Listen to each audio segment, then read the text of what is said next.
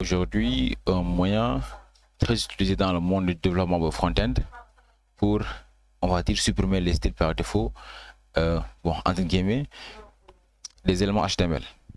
Bonjour et bienvenue dans ce nouveau tuto. Je suis Moussa Al-Galbati, coach assistant à Berkeley School of Technology.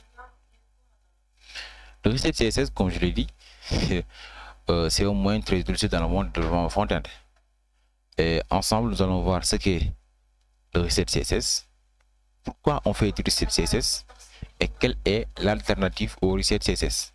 Pour comprendre ce qu'est le reset CSS, nous allons prendre un exemple très simple, une petite section, un titre et un paragraphe. Et voici ce que ça va donner au niveau du navigateur. Et quel est le premier constat que l'on va faire au niveau de notre site? Le premier constat qu'on fait, c'est qu'il y a de l'espace aux alentours de notre conteneur en noir. Et ce problème-là, je suis sûr que la plupart d'entre vous l'ont déjà rencontré quand ils ont commencé leur développement web, ou bien qu'ils rencontrent toujours et qu'ils ne savent pas comment résoudre ce problème. Mais, quelle est la cause de ce problème en réalité? Il faut comprendre que tous les éléments HTML par défaut ont un style. Ok?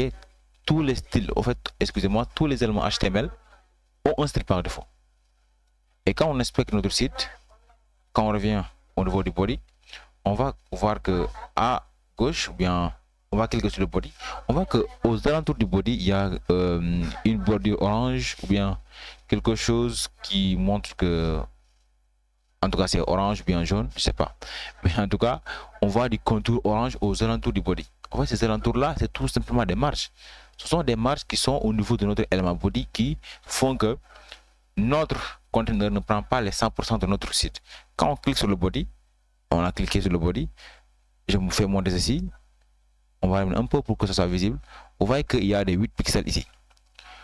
Ce sont ces 8 pixels qui font que votre site ne prenne pas les 100% du site, tout simplement. Alors, pour régler cela, c'est là maintenant qu'on va penser au reset CSS.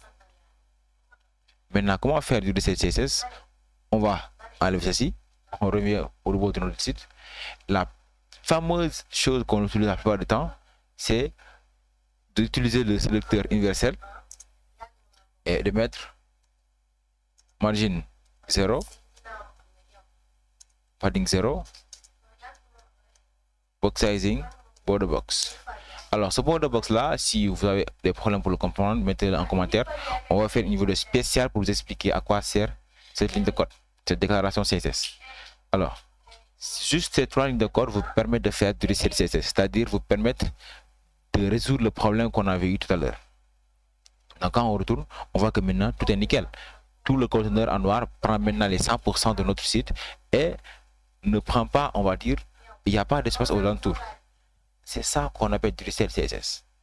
Maintenant, quel est le problème avec cela? Nous, on veut seulement que le truc, on va dire le conteneur en noir, prenne les 100%. Mais non seulement ce qu'on a fait, il prend les 100%, mais aussi il affecte le style du paragraphe et le titre. Parce que si vous regardez bien, on va commenter ceci. Quand on commente ceci, on revient au niveau de notre navigateur. Vous voyez que sur le paragraphe, il y a des margines. Si sur le titre aussi, il y a des marges. Mais quand on fait du reset CSS, comme ici, on va décommenter, on revient, on voit qu'il y a plus de marge. Mais il y a un problème. Imaginez que vous avez un grand site sur lequel vous avez tout ceci, vous venez directement, vous mettez une marge 0,0. Tous les styles de votre site vont partir. Et vous allez être là à chercher pourquoi, alors que c'est ce reset CSS là. Parce que il faut comprendre que la plupart du temps, si on fait ceci, c'est parce que les styles par défaut, comme je l'ai dit tantôt, les éléments HTML ont un style par défaut. Mais le problème en est que le style par défaut d'un élément P sur Chrome peut ne pas être le même que sur Safari ou bien Firefox. Maintenant, comment faire pour que, quel que soit le navigateur où on se trouve, que le style de P soit le même, que le style de H soit le même, quel que soit le navigateur où l'on est, il y aura les mêmes marges, il y aura les mêmes paddings, il y aura les mêmes espaces. Comment est-ce qu'il faut faire? Parce que comme vous le voyez, ce reset CSS classique ne nous permet pas de faire cela. Quelle est l'alternative maintenant au reset CSS? C'est là que maintenant un gars très ingénieur qui s'appelle Nicolas a pensé à un truc tout simple que l'on nomme le Normalize CSS. Tout simplement. C'est quoi Normalize CSS? Normalize CSS, on va dire comme ils l'ont expliqué ici, it makes browsers render all elements more consistently and in line with modern standards. It precisely targets only the style that need normalizing. C'est très clair et très précis. Ce qu'il explique ici, c'est que tout simplement, le fichier Normalize CSS, qu'est-ce qu'il nous permet de faire? C'est non seulement une alternative au reset CSS classique, mais de quelle façon? De quelle façon ce fichier est une alternative? C'est une alternative parce que il donne le même style, ok? Il donne le même style à tous les éléments HTML, quel que soit le navigateur où l'on va. C'est-à-dire, le style par défaut de P sur Chrome sera le même sur Safari, sera le même sur Firefox, sera le même sur Opera. C'est ça la puissance de ce fichier. Et c'est aujourd'hui l'alternative incontournable du reset classique. Comment obtenir ce fichier CSS? Il suffit juste de cliquer sur le bouton Download. Quand vous cliquez sur le bouton Download, on va vous amener ici.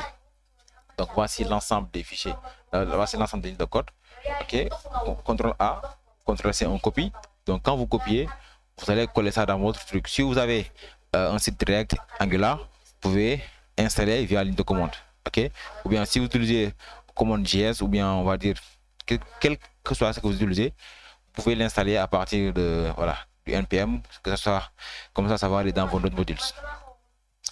Comment maintenant utiliser ce fichier Normalize CSS si on est dans un projet simple comme notre cas? Alors, si on revient sur notre projet, j'ai déjà créé ce fichier là, donc il est là. Donc c'est un fichier très complet et un petit détail. Vous voyez ici, il dit prevent adjustments of font size after orientation change in iOS. Même pour l'adaptive web design, ce fichier est capable de nous aider sur n'importe quelle problématique, sur n'importe quel device. En fait, sans passer de cette solution, je ne sais même pas comment qualifier ça, mais c'est aujourd'hui une alternative incontournable à ce ligne de code. Donc ce que l'on va faire, on va commander ceci, on va revenir au niveau de notre HTML, on va lier notre fichier Normalize CSS. Donc on va lier le fichier Normalize CSS et on va voir la différence. Quand je viens au niveau de notre navigateur, je vois ici, tac, il y a une très grande différence. Tout à l'heure, on avait dit que quand on utilisait le Normalize CSS classique, les styles de P et de H sont perdus, ça les marche et les paradigmes. Mais quand on regarde le Normalize CSS, lui, il conserve le même style, quel que soit où l'on clique. C'est ça la puissance du Normalize CSS. Et voici l'alternative au reset CSS classique. Merci, bon visionnage. N'oubliez pas de cliquer sur le bouton like. N'oubliez pas de partager. Surtout, abonnez-vous. Ciao.